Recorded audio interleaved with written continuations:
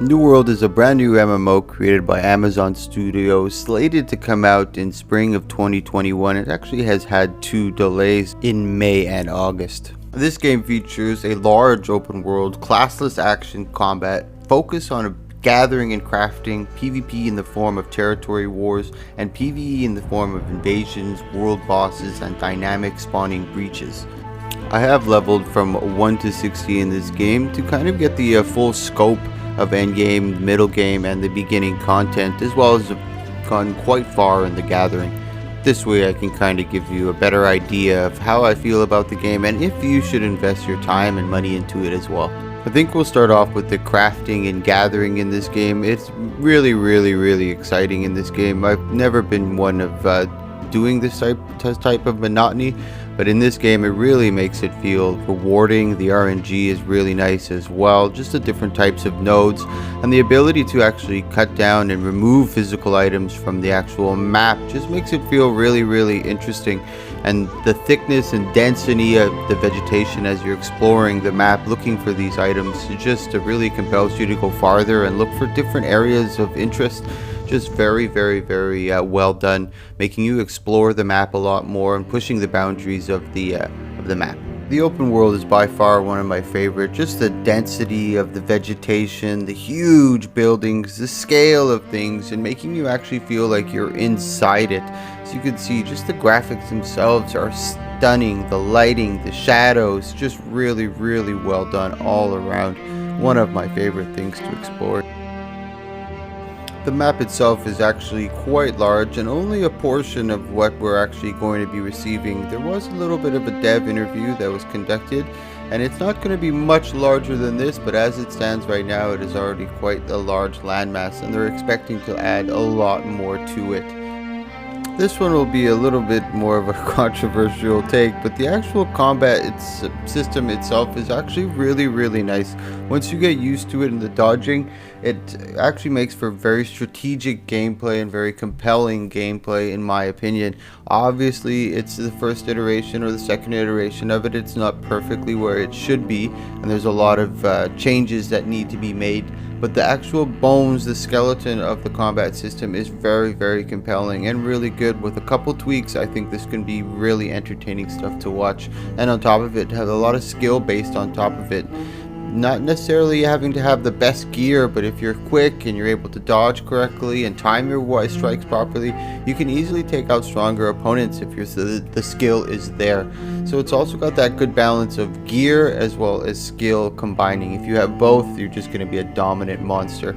Really good stuff. I like the different styles that you have depending on the type of weapons that you choose, because it's a classless based system. So depending on what you use, as you can see here, I'm facing a staff user who's got a little bit of magic, and at the same time he's got another similar weapon that he can use, the hatchet, as an offhand. So combat styles can really differ based on the types of weapons that you bring. The stunning can get a little annoying sometimes, but you can see here I'm facing 2 guys. Not the easiest thing to do, but with a little bit of skill and being able to learn your dodges and understand what the other moves look like, I think when the player base gets a better understanding of this, it's going to become a lot more entertaining stuff to watch.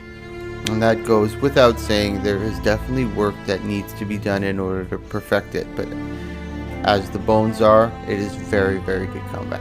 You also have portions of PvP where you actually fight for territory. This is one of the territory wars where it's 50 on 50. There's 3 different types of nodes.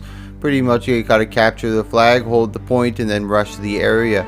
It's still, I think it still needs a lot of work, but once again, the skeleton of these combat and having this type of combat in the game is going to be very compelling and bring a lot of types of different people together to kind of form those guilds and fight for their territory. You know, bring a lot of that pride, that hoorah, if you will. Really good stuff. I enjoy watching these. They also have another iteration of this as well, but it's a corruption phase where it's kind of like the corrupted beast that you have to fight off and stop them from taking your territory.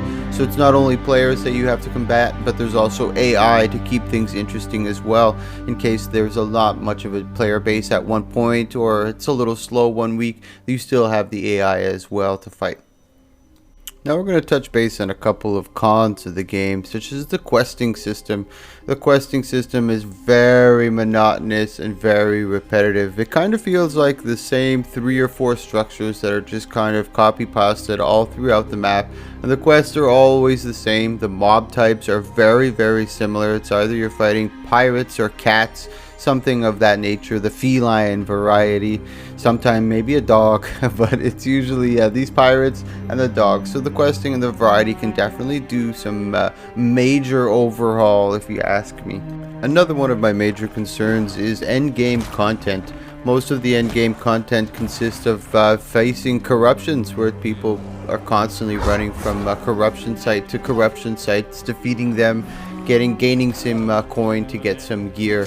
So the endgame content and endgame gear is just very easy to get, and I understand it's a preview, but I'm not too sold on this type of content. I don't know if it's going to be something that's going to be compelling and hold people's attention for more than a couple weeks after they've maxed out, but it is something that the developers have expressed very well, that there is something that they're fixing and definitely diving very deep into.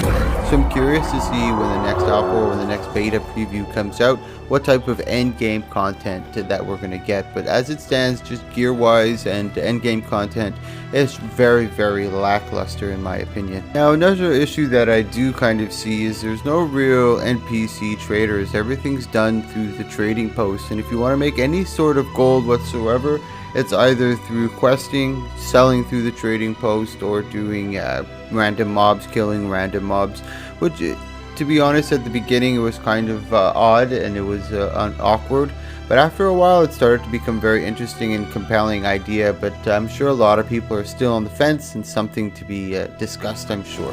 Now with this game, I didn't want to go too in depth with it, but when it does come out, I am definitely going to be making a deeper dive guides into it. I just wanted to give you a basic understanding of what's going on, the major pros and cons in the game, and things that you should expect to be changed in the future. I hope this kind of helps you, give you an idea of if you want to make the selection to dive into this game or not. I really hope you do. This one is going to be a game changer. Thank you so much, guys.